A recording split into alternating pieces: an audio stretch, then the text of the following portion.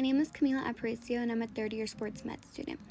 And today I'll be presenting my second project, which is motion analysis on a standing back handspring, which requires a lot of power, control, and flexibility, and how proper techniques can prevent injuries. I chose this topic because I also do cheerleading, and when I first learned how to do standing back handspring, I had improper technique that used to hurt my arms. My overview. My patient is Memphis Bell, and she's been doing gymnastics for about 10 years. She's in her second year of cheerleading. She's been off and on with tumbling, and she was really good, but her tumbling hasn't been consistent since gymnastics. She has also experienced a little bit of wrist pain and lower back discomfort. Why is this important? Proper technique in a standing back handspring is important because it's essential for safety and injury prevention. And with proper technique, your body stays aligned, and it also helps with reducing stress on your joints and spine, and balance, which helps you with landing. If you don't do it right, you can get a wrist sprain from poor hand placements.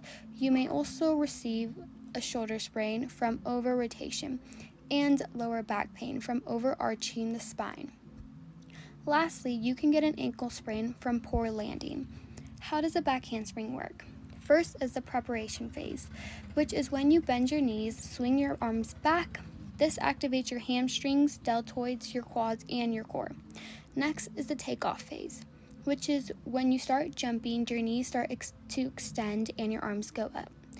Then it's the flight phase, when your body arches backwards and your arms start reaching for the ground. This activates your deltoid and your hip flexors and your oblique and hamstrings. Next is the contact phase. It's when your arms extend and most of your body weight is on your arm. Then you push off from your arms and your knees, and your hips and ankles absorb most of this impact, which activates your deltoids, wrist, shoulder, and glutes. Our first video is Peyton Conley. You can see how she leans back like she's sitting on a chair. You can see when her arms make contact with the mat, she's absorbing that and pushing off from her shoulders, so her arms stay straight and her legs also stay straight. Then she lifts up. In this video is a different angle so you can see how straight her arms are. Our next video is Memphis. You can see how she doesn't lean as much and her arms are a little bent. Yeah, don't kill Memphis. She's not absorbing it as much. Her legs aren't the straightest, but she does pick up her chest, which is really, really good. In these next photos, I'm just trying to show you a little bit of side-to-side comparison. You can see how Peyton's arms are straighter. They're almost like she's almost in a handstand.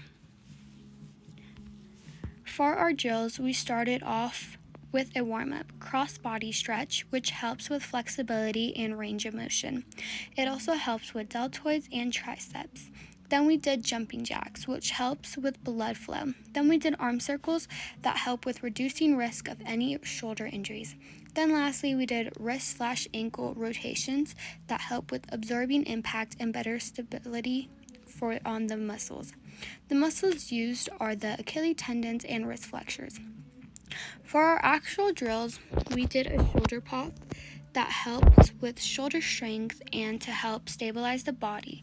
Then we did handstand holds, which helps with balance and with the alignment. Then we did push-ups that help with upper body strength. Then we did bridges that help with back and wrist flexibility. Lastly, we did squats to help with your body getting a rhythm of exploding for that back handsprings. For our final, here's a clip of her back handspring. You can see how straight her legs are and how straight her arms are, and you can see how her shoulders absorb all that impact. I put a side-by-side picture from her first back handspring to her new back handspring. Her back handspring looks amazing. I would say this program was successful. Thank you so much, Memphis, for being my patient, and thank you all for watching. Goodbye.